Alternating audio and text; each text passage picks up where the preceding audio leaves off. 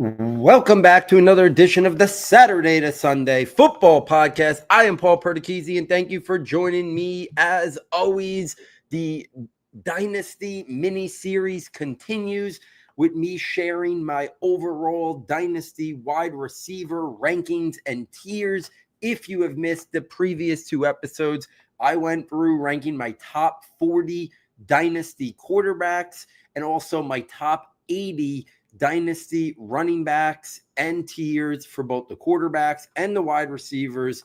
Today, I'm going to hit on the wide receivers. I'm going all the way out to my top 80, sharing my ranks, sharing my tiers, and then we will conclude this mini Dynasty ranking series with sharing my tight end rankings and tiers, but then also have a couple other Dynasty episodes where I'm talking about Dynasty players to buy, Dynasty players to sell. I will try to go through and have 32 names of guys to buy, 32 names of guys to sell as well. So really a 6-part Dynasty series here before we get some guests on, hopefully from the industry, and then turn the page, start talking about the 2026 NFL draft with our summer preview shows, our summer scouting, talking about my film evals on the 2026 prospects as well. So let's jump right into this, share my ranking, share my tiers for the Dynasty wide receivers. First off, tier 1 is made up of 4 names, is obviously my top 4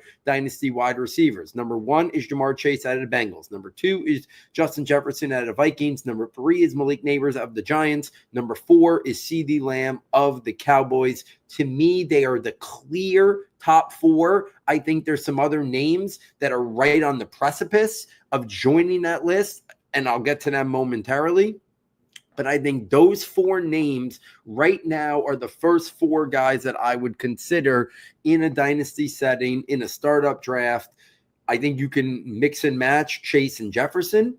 I think if you want to put CeeDee Lamb still based on a longer track record ahead of Malik Nabers, you can do that as well. If somebody says they really want to buy into the youth and they want to put Malik Nabers 1, I don't think it's crazy, but I would have Chase and Jefferson ahead of him. But I do think Nabers' ceiling is higher than Lamb's, especially now with Pickens now on the Cowboys. I think they'll sign him to a contract extension, so Lamb's not the only person there. And then you take into the age consideration as well. The big playability I think Nabers offers is why I would have him slightly ahead of CeeDee Lamb. But those 4 guys really can be mixed and matched in any particular way. My tier 2 is made up of my number 5 through number 9 wide receiver dynasty prospects. Number 5 is Puka Nacua of the Rams. Number 6 is Brian Thomas of the Jaguars. Number 7 is Amon-Ra St. Brown of the Lions. Number 8 is Nico Collins of the Texans. And number 9 is Drake London of the Falcons. I do think Puka Nacua and Brian Thomas, I could have almost made another tier here because I do think they are very much close to the top 4. But I put them here because I don't think their ceiling is as high as those first 4 guys. But that doesn't mean that I don't think these guys can join it. A year from now, if Brian Thomas does this with Travis Hunter there, he's going to catapult. The only reason why Brian Thomas is not in that first tier right now is does another major star wide receiver being drafted by them. And I do think Travis Hunter will be a star, and I do think he will be a wide receiver. Does that slightly hinder Brian Thomas's ceiling and upside? I think it's possible, but I also think Brian Thomas is just scratching the surface of how great of a player. Puka Nacua, we've seen it. Only thing that has slowed him down even remotely is the injuries early part of his career, but still very young, 24 years old, just gets open at will, great precise route runner, can do so much, which is why I have him there. Amon-Ra St. Brown, we'll see. Ben Johnson's not there. They have Sam Laporta. Jameson Williams is on the rise. So Amon-Ra St. Brown, I do have slightly behind Puka Nacua and Brian Thomas for those reasons. I don't think his ceiling is nearly as high as Puka Nacua and Brian Thomas. He had a lot of touchdowns last year. I think for Amon-Ra St. Brown, a little bit hard to replicate that in terms of the touchdown department, but we know how good he is, how reliable he is, how much targets and production he's going to produce, which still puts him here squarely in the middle of tier 2. And then Nico Collins, Drake London, I think is a very hard 1-2. I went with Nico Collins because he's had a little bit higher of a statistical production. I do think Drake London is a little bit more of a talented player, and I think a year from now, we could easily see these two flip. I'm expecting a really big year out of Drake London with Michael Penix at the helm. Still think Nico Collins is going to be great. He has proven me wrong. I did not think he was going to be this level of a player in the NFL. But all he does is get open. All he does is make difficult catches. So Nico Collins, Drake London, I think they're kind of interchangeable there at the end of tier 2 in that. So I do think this tier 2 almost can be split up with Nakua and Brian Thomas. Amon-Ra St. Brown, I think higher floor than the other two guys, but a lower ceiling. And then Nico Collins and Drake London, I think, are very interchangeable and could see those guys even elevate if CJ Stroud gets back to who he was his rookie year, if Drake London takes the next step due to Michael Penix performing at the quarterback. If we take this to tier 3 is going from wide receiver 10 to wide receiver 15 for me. Number 10 is Ladd McConkey of the Chargers. Number 11 is Jackson Smith-Njigba of the Seahawks. Number 12 is Travis Hunter of the Jaguars. Number 13 is Marvin Harrison Jr. of the Cardinals. Number 14 is A.J. Brown of the Eagles. Number 15 is Garrett Wilson of the Jets. Very tricky to rank this tier because you got some second-year guys in there in Ladd McConkey and Marvin Harrison. You got a rookie in Travis Hunter. You got a third-year player in Jackson Smith-Njigba who broke out. You got Garrett Wilson just signing his contract extension with the Jets, who I think are going to be more run-focused, but he's the main target guy there. And then you have A.J. Brown, who even though he's 28, still producing at a really elite high level. So there's a little bit of a mix and match in here. If you're more of a contending team, I could understand A.J. Brown being the top of this. If you're a little bit more of a rebuilding team, I could see A.J. Brown being the bottom of this tier. If you say I like to see production, someone might say I want Garrett Wilson ahead of Travis Hunter. Some people might still say, listen, a year ago, Marvin Harrison was in the top 6 or 7 Dynasty wide receivers. He had a good rookie year, not a great rookie year. Why is he 13? Maybe he should even be higher. And I think that's a valid concern. I do think that the idea of Marvin Harrison being behind Ladd McConkey is kind of crazy compared to where this was a year ago. But we saw Ladd McConkey, all he does is get open. He's got inside-outside versatility. I think in today's NFL, that's more bankable than winning the way someone like Marvin Harrison wins, the way T. Higgins wins. Now, T. Higgins has made a great career with not being able to create a lot of separation. He gets late separation, but he's not a precise route runner. But the T. Higgins type players, and we'll even say A.J. Brown, those type of players are not as much what we see from the elite wide receiver. If you look at the elite wide receivers, the guys at the top, Malik Neighbors, Justin Jefferson, Jamar Chase, they are precise route runners. They create separation at all aspects of the route. We don't see those contested catch guys as much. There's a few of them. Nico Collins, I already mentioned. T. Higgins, I already mentioned. So what we saw out of Marvin Harrison last year was a good rookie year. But if he can't separate more, he has to be dominant at the catch point. He needs a dominant quarterback, I think, getting him the ball and giving him situations to put the ball there. I'm not ready to say that just yet with Marvin Harrison. I need to see more production this year before I go there. We've already seen Ladd McConkey get open at will. I don't think that's changing. Jackson Smith-Njigba last year took a massive step, and now is the focal point of that Seahawks offense. I think Travis Hunter is going to be mostly wide receiver with part-time defensive back. I think he has got a ceiling that can be arguably the best wide receiver in the National Football League. So much of his skill looks like a Justin Jefferson type player. Garrett Wilson, I've always been a big fan of. So this tier, very hard to rank it in the tiers. I think McConkey and Jackson Smith-Njigba probably have the highest floor to just be, I think there are 100 catch guys every single year in the short term here. I have a hard time thinking a non-injured year, Ladd McConkey and Jackson Smith-Njigba are not getting 100 plus catches in a year, but also can win at different levels of the field. So that's why I put them at the top here. But a year from now, this tier could look very different in terms of Marvin Harrison takes the next step. Travis Hunter is a dominant rookie year. So things can move a lot in this tier, but I do like them having them all grouped together here. My next tier, tier 4. This is going from my 16th ranked wide receiver down to my 21st wide receiver. My 16th wide receiver is T. Higgins of the Bengals. My 17th wide receiver is Rashee Rice of the Chiefs. My 18th wide receiver is the upside of Tedaro McMillan of the Panthers. Number 19 is Xavier Worthy of the Chiefs. Number 20 is Devonta Smith of the Eagles. Number 21 is Zay Flowers of the Ravens. I think in this tier, Higgins and Rice, attached to the quarterbacks they are, offer the highest upside of showing that they have already produced at the next level, but also attached to really great offenses and really great quarterbacks, which is what puts them at the top of this tier for me. Tedero McMillan is going to be force-fed targets. I love Dave Canales as the play caller. We saw Bryce Young take the next step down the stretch of last year. Let's see if he can continue. Tedero McMillan has a chance to be their version of Mike Evans. Now, I've been on record. I like Tedero McMillan. I think his ceiling maybe is more Michael Pittman, Cortland Sutton than a Mike Evans or a T. Higgins or a Drake London. But there are people that are higher than me on Tedero McMillan. And based on him being the guy, the focal point, Dave Canales' offense, and they sending Bryce Young, I just thought he deserved to be higher than the other guys from last year, like Xavier Worthy and Rome Odunze, based on what we saw from them last year. So that's why Tedero McMillan shows up at 18.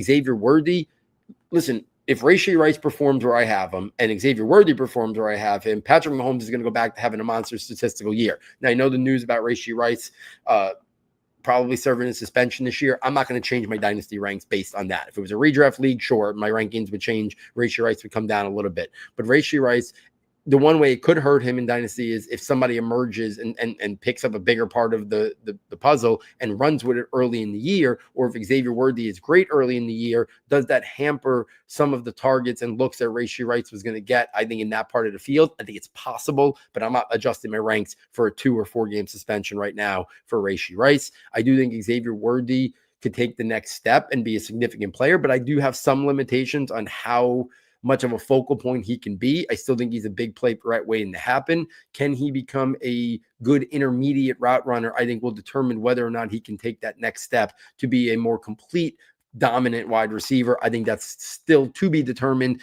I would bet more on Rashee Rice being the guy who leads that team in targets, yards, receptions, and looks and stuff like that. But I think Xavier Worthy is more explosive, but it's going to have to be more efficient with his catches to really put up high-end fantasy wide receiver 2 production.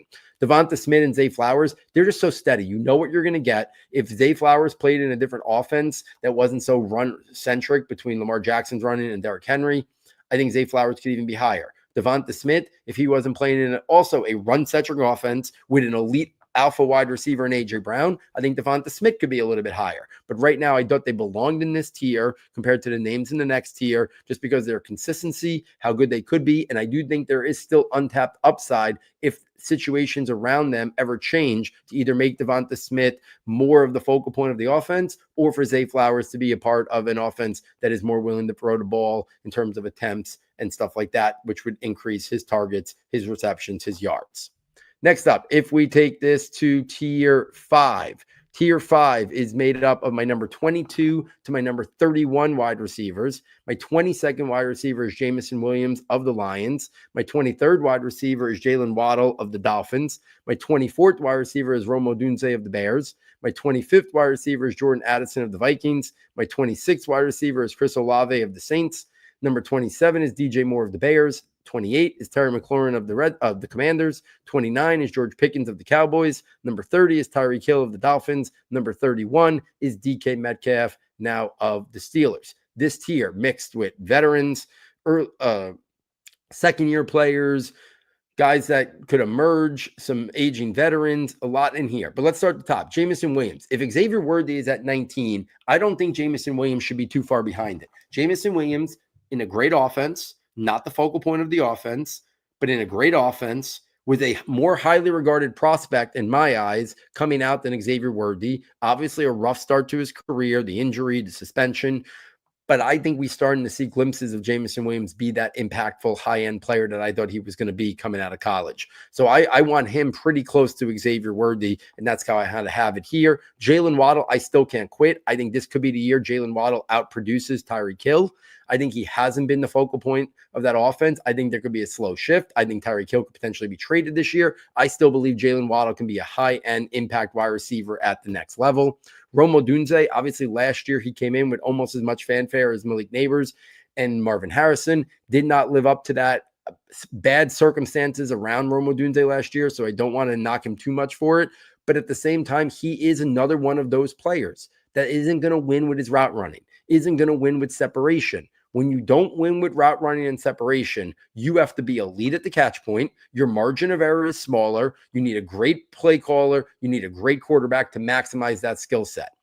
He's got things set up for him. Caleb Williams, I think, is going to still be a star. Ben Johnson's now calling the plays. But if you look at what Ben Johnson did with the Lions, a lot of the focal point of his pass offense was in the middle of the field, tight end, wide receiver, Sam Laporta, and Amon-Ra St. Brown.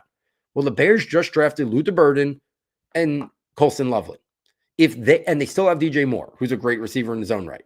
So if they're going to be a team that looks to attack more in the middle of the field, more in the short to intermediate, that does not fit Rome Odunze's skill set very well. So I do have some concerns. I don't even like having Rome Odunze and Luther Burden as much as separated as I want. That is me going squarely back on what I thought of Rome Odunze as a prospect last year, and I don't want to give up on him off of one bad year. Maybe I should have Luther Burden higher, but the way the rankings came out, I just felt uncomfortable putting Luther Burden over some of these other wide receivers that I talked about in this tier. But I do think there's a little bit of a boom bust to Rome Odunze of, yes, he still is that highly regarded prospect who came out of last year and was a top 10 pick.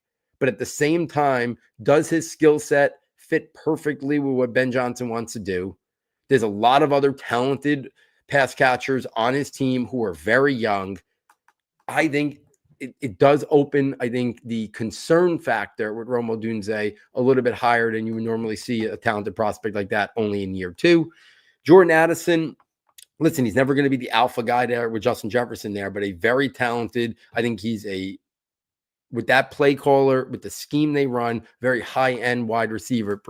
Chris Olave, if it wasn't for the concussion concerns, would definitely be higher than this. He might be at the top of this tier for me here because all he does is get open. He can win it all 3 levels of the field. Impactful player, but quarterback questions, injury concerns is what has Chris Olave down here 26. DJ Moore is the writing on the wall that this could be his last year in Chicago. I think that uncertainty definitely hinders his ranking at the moment for me because I do think production-wise he should be higher than a couple of these guys in this tier and maybe right up there with like Devonta Smith and Zay Flowers at the end of the other tier. But for the same thing, high investments in Loveland and Luther Burden. Rome Odunze last year. Does it push DJ Moore potentially out of Chicago in a year? And if so, that could hinder his dynasty value. He's not locked in there for the long term. A couple guys who've been around, Terry McLaurin, George Pickens. McLaurin, I think, is going to be eventually get a contract, I think, worked out with the Commanders to be one of the focal points there with Jane Daniels. So a 2-3 year window there with Jane Daniels could leave Terry McLaurin to be a high-end producer. George Pickens in Dallas is going to be a part of an offense that's going to throw the ball a lot. I think it's going to help CeeDee Lamb. I think it's going to help George Pickens. I think there's plenty of looks to go around there in that Cowboys offense. And then rounding this out, Tyreek Hill, I still think he's got a little bit more left in the tank. So I think we could see a couple years of still quality wide receiver 2/3 production from Tyreek Hill. DK Metcalf, I've never been a huge DK Metcalf guy. I respect what he brings to the table. He's not a complete wide receiver. Now he's in Pittsburgh. Arthur Smith at the helm. Aaron Rodgers at the helm. Is him and Aaron Rodgers going to get comfortable where Aaron Rodgers is willing to throw it up there and let DK Metcalf go win it? I have questions. He's always been a very thing about the connection Aaron Rodgers had with Devontae Adams. That's not how DK Metcalf wins. Now, I know this is probably only a 1-year deal for Aaron Rodgers, and then you also go into quarterback question marks with DK Metcalf and the Steelers, which is why I have them down here at 31. If we take this next we are at tier 6. Okay, my tier 6 goes from 32 to 39. It's Luther Burden of the Bears. It's Matthew Golden of the Packers, Emeka Egbuka of the Bucks, Ricky Pearsall of the 49ers, Chris Godwin of the Buccaneers, Cortland Sutton of the Broncos at 37, Jerry Jeudy of the Browns at 38, and Brandon Ayuk at 39. So we start 32 to 34, the 3 wide receivers from this year's draft class, Burden, Gordon, Egbuka. Then you have last year's first-round wide receiver who didn't play as much due to the shooting and stuff like that, and Ricky Pearsall at 35 before we go into some veterans, Godwin, Sutton, Jeudy, and Ayuk to round out 36 through 39. For me, this is very simple. The upside of Burden, Golden, Egbuka, Pearsall is higher to me than Godwin, Sutton, Jeudy, and Brandon Ayuk. Godwin, I think, could still be a very good low-end number 2 wide receiver per race. Same thing with Cortland Sutton. We saw Jerry Jeudy at the end of the year be great. We've seen Brandon Ayuk be great coming back from an injury. I just would bet on the unknown upside of Burden, Golden, Egbuka, and Pearsall. and the youthness of them over those veteran guys. I love Burden. I still think he could quickly become a focal point of that Bears offense, very much in an Amon-Ra St. Brown way. Burden 2 years ago, his film was just unbelievable. So I do think there's a scenario where he could easily materialize to be one of the focal points of that Bears offense as Ben Johnson gets situated there. Golden's going to get every opportunity to be the Bears guy. So looking forward to the Packers guy. We know they have a lot of guys there, but no one has really seized the role as Jordan Love's number one wide receiver. I think Golden is the most talented of the wide receivers on the depth chart. So it'll be interesting to see if Golden could emerge there. Egbuka, a little bit waiting in the wings because of Mike Evans and Chris Godwin there. But I think he has a chance within a year or two to quickly emerge, right? We saw Jackson Smith-Njigba, be kind of buried that year one, and then we saw him come to fruition. That's why you can't just down a guy so much based on current situation after they get drafted, because there is upside there with Egbuka. Evans is aging. Godwin's coming back from a major injury. There's a situation where in a year or two, Egbuka could be the best wide receiver on the roster, very much how Jackson Smith-Njigba has pushed Tyler Lockett off the roster, pushed DK Metcalf off the roster via trade, and now he's the last one left there in Seattle. I don't think that's a scenario that's going to happen in Tampa Bay, that those two guys get pushed off the roster within a year or two, but it's also not inconceivable based on the talent that Egbuka provides. Ricky Pearsall, I'm excited to kind of see what he brings to the table this year. He had that round one draft capital from last year. I love the offense. He's a perfect fit for Kyle Shanahan's scheme. So I'm very much in on buying Ricky Pearsall right now. Godwin, we'll see how he comes back from the injury. He was having a monster year last year. I think Cortland Sutton's going to sign a contract extension to stay with the Broncos. If he does, I think you could even move him up a little bit on this, because I think he's a rock solid wide receiver, 2-3 type, top 25 guy attached to Sean Payton's offense as one of the focal points of that offense. Jerry Jeudy and the Browns, listen, the conclusion to the year last year showed Jerry Jeudy's upside. That was the guy that many people thought he could be coming out of college. It had never materialized in Denver. It didn't look like it was going to materialize last year, and then all of a sudden it did. But we'll see about the quarterback conundrum there with the with the Browns, and how that impacts Jerry Jeudy's fantasy production. Brandon Ayuk, very talented guy, always been very high on him, but he's coming off this injury. They have other guys there now, Ricky Pearsall. Jawan Jennings emerged last year. They still got George Kittle. They still got Christian McCaffrey. So Brandon Ayuk will kind of see how quickly he can reemerge as a high-impact player. Let's go down to my next tier. This is from 40 to 46. And number 40 is Devontae Adams of the Rams. 41 is Mike Evans of the Bucks. 42 is Jaden Higgins of the Texans. 43 is Josh Downs of the Colts. 44 is Jaden Reed of the Packers. 45 is Calvin Ridley of the Titans. 46 is Khalil Shakir. Got some veterans there in Adams and Evans. I still think they both have 2 productive seasons left before you might start to see them no longer be a top 36 wide receiver. But I think those guys could still easily be wide receiver 2-3s this upcoming year, and maybe even for another year. Then we got a rookie in Jaden Higgins. Listen, I like Higgins. I like Jalen Noel even more. And they also have Nico Collins there. So that's why I can't be as bullish on Jaden Higgins as I am some of the other rookies like Egbuka, Golden, Luther Burden, or last year's first-round pick, Ricky Pearsall. I love Josh Downs. 43. Josh Downs, to me, if the Colts can get good quarterback play, I think Josh Downs can be a 90 to 100 catch wide receiver. He's got versatility to, while he's a slot only, he's got the versatility to win at different levels of the field. He can get vertical. He's very good at the catch point for a smaller guy. We saw that in college. We've seen that glimpses in the NFL. He can get open, his separation ability. I am really in on Josh Downs. I think he could easily be the best Colts wide receiver moving forward. Jaden Reed with the Packers, we'll see in terms of how he fits with Matthew Golden. Is he there for the long haul? Do they choose to move on at some point? I think that's another guy that we could see there emerge this year if the Packers get back to a more heavy pass-oriented offense. And then this year rounded out, I forgot to mention Michael Pittman's name. I have him down here too. It was Calvin Ridley, Khalil Shakir, and then Michael Pittman rounded out this tier. Ridley's going to be the guy getting a lot of targets from Cam Ward this year. Khalil Shakir in Buffalo, another guy that we see how much Josh Allen and the Bills offense likes to use the slot wide receiver. So I think that bodes well for Shakir. And then Michael Pittman rounding this out. I have Josh Downs a little bit higher than him. mostly based on age and the separation ability. I think he could emerge. But Michael Pittman, another guy in that Cortland Sutton type vein, we just haven't seen the production consistency from him, but mostly due to the pass offense there in Indianapolis. Let's take this to the next tier. 48 is Deebo Samuel, now of the Commanders. 49 is Stephon Diggs of the Patriots. 49 is Cooper Kupp of the Seahawks. 48 was Deebo Samuel of the Commanders. 49 was Stephon Diggs of the Patriots. 50 was Cooper Kupp of the Seahawks. 51 was Juwan Jennings of the 49ers. A little bit of a small tier there of a bunch of veterans who probably only have 1 or 2 productive years left of the Samuel, Diggs, and Kupp. And then we'll see about Juwan Jennings. He only had like an 8-game sample where he was really producing, so I didn't want to go too crazy in my rank of him just yet. Next up, this is going from 52 to 60. 52 is Kyle Williams of the Patriots. 53 is Jack Bash of the Raiders. 54 is Trey Harris of the Chargers. 55 is Jalen Noel of the Texans. 56 is Jacoby Myers of the Raiders. 57 is Darnell Mooney of the Falcons. 58 is Rashid Shaheed of the Saints. 59 is Xavier Leggett of the Panthers. And number 60 is Keon Coleman. A lot of second-year and rookie wide receivers in this. A couple other guys who emerged later on in their career, like a Darnell Mooney. Jacoby Myers, a very steady wide receiver. Rashid Shaheed, big playability, but a questionable situation there with the Saints. Can they maximize his ability? The biggest, I think, surprise on this is where I have Keon Coleman. And I was a Keon Coleman guy coming out of college. I really did like him.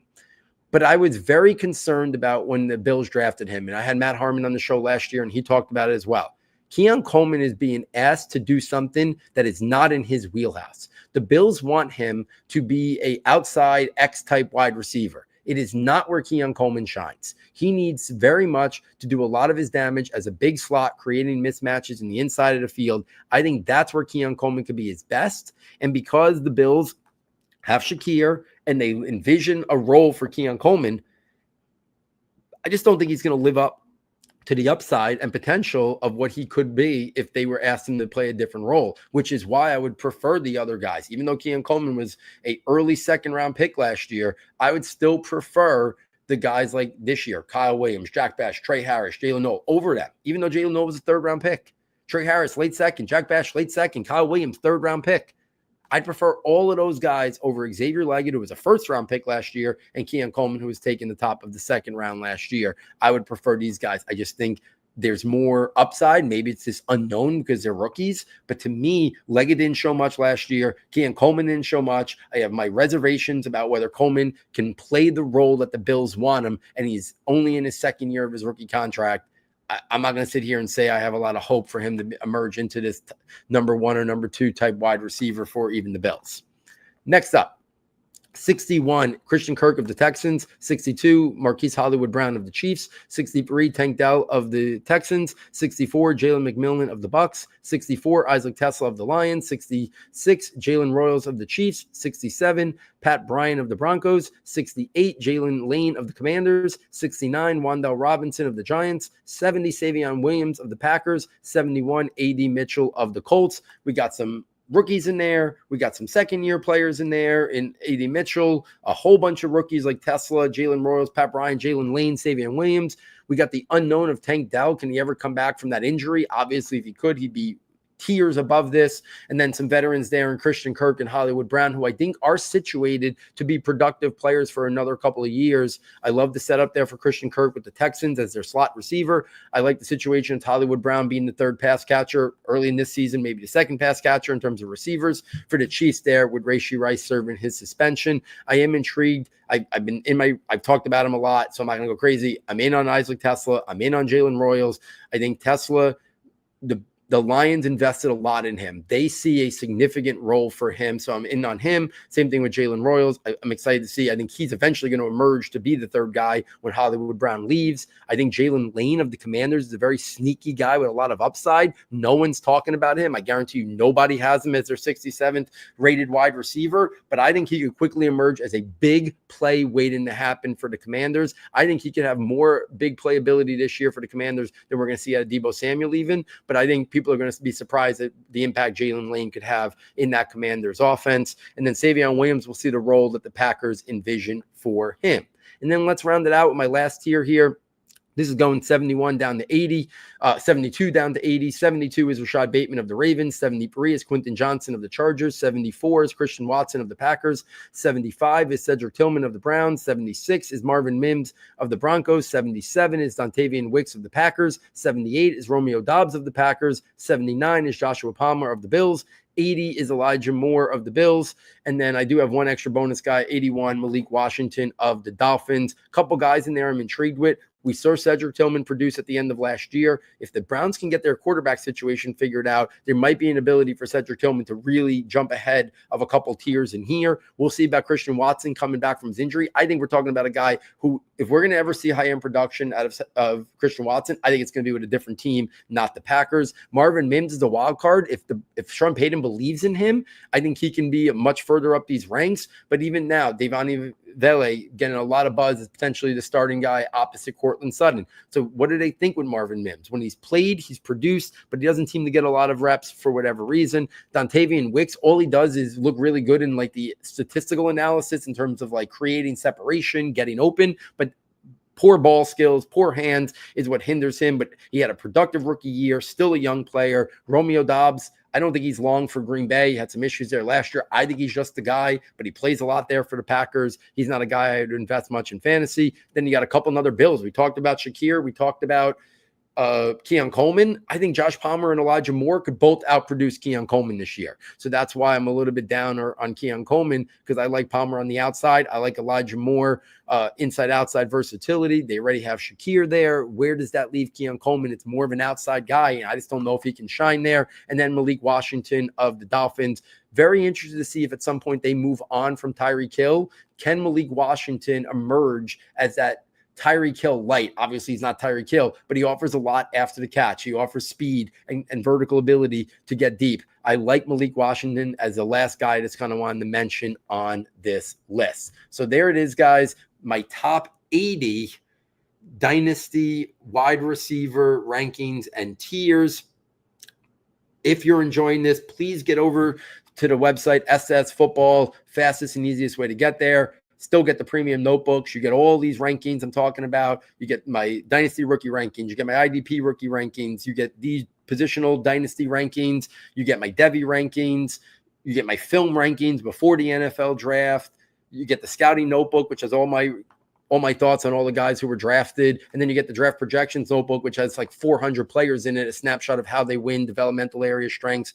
Great resource to have with you during training camps and preseason games. If somebody starts to emerge out of nowhere, you can get my quick hitting thoughts. Obviously, the next wave of notebooks will come out around Labor Day, and that'll be for all of next year's draft class and also have all my updated rankings in it as well. If you missed the 2 previous episodes, go back and listen to my quarterbacks and my running back ranks. One more to go in this little 4-part ranking series, but it will not be the end of my Dynasty talk. I will have 32 names to buy, 32 names to sell as well in terms of where their current value is, where I think it's going. So please make sure you check at them as well. I see a couple comments talking about Pat Bryant.